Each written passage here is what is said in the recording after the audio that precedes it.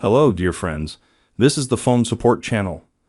Before you start watching this video, please subscribe to the channel and give it a like. Thank you. In this video, I want to show and tell you how to change the region in App Store. How do you change the region? Very simple. To do this, go to the App Store application. Now open the main page and click Today. Then click on your account logo. Then click on your Apple ID. Click. After that, you may be asked to confirm your account.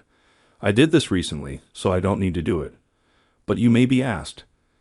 Confirm and move on. Now we need to find and select the item country/region. Click here. Now wait a few seconds. Here we can change our region. But there is a very important point. The opportunity to change the region will appear only when you cancel all the active subscriptions to the applications in the App Store. Even one subscription will prevent you from changing the region in the App Store settings. The app will not let you change the region if you have subscriptions. For example, I have a subscription to Apple Music, and I can't change the region. So we need to cancel the subscriptions first. How do we do that? To do that, we go here again and choose Subscriptions. Click on this item, and here we can see all the subscriptions to which we are subscribed on our iPhone.